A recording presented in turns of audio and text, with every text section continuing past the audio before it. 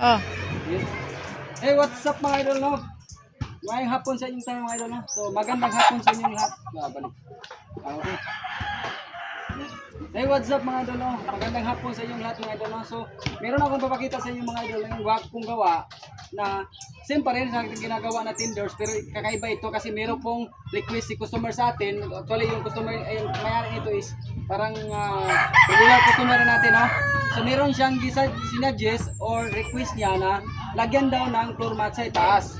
Kasi yung purpose niya dalawa. Yung unang purpose niya kasi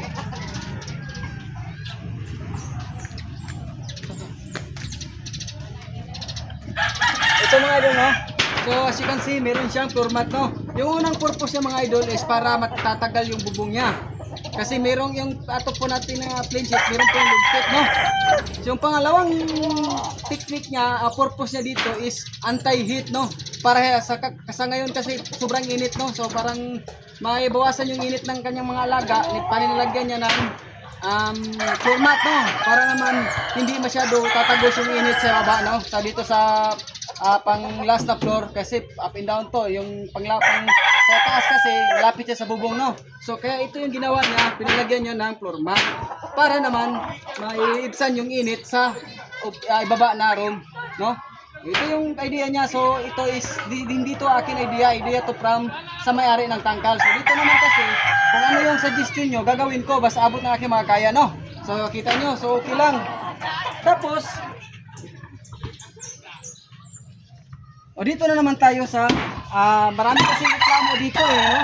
Paano daw yung ipot from the above na floor room and papunta dito, no? So ito na po, nilagyan natin ng floor mat kasi para mas madali yung pagtanggal nyo ng ipot. Pwede naman yung walisan, pwede nyo isprehan ng water kung meron kayong hose, no? So ganyan.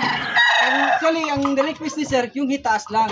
Pero yung floor mat kasi binili natin is yung 6 feet lang siya talaga. Hindi pa ako nakita ng 8 feet, 6 feet lang talaga. So hindi pwede kasi ito sobra to 3 feet. May lugpit pa sila limbs, dito natin lagyan lugpit. So yung 6 feet talaga hindi kasya yung hatiin natin 3 feet. So dito ang ginawa natin, meron kasi siyang excess, nilagay natin dito sa ibaba para naman meron siyang ang ipot sa taas, hindi talaga tatagos doon. Or pwede naman natin lagyan ito ng sako at saka plywood. So ito kasi meron na kasing excess yung ginawa at nilagay sa taas, nilagay na lang natin dito kasi expenses naman ito ni sir. Kaya wala talaga sayang. Yung sobra doon sa baba, kaya itaas nilagay natin dito. Yun ang mga idol, no? Ito yung idea ni sir at saka sa itaas. So yan ang mga idol. So kung meron kayong gustong ipagawa, kung pagawa kayo ng tangkal, lagyan ng ganito or ganito, anong gusto nyo request, pag-usapan lang natin kasi magagawa naman yan magdepende lang yan sa kumbaga sabot-sabot lang, no? Yun lang mga idol.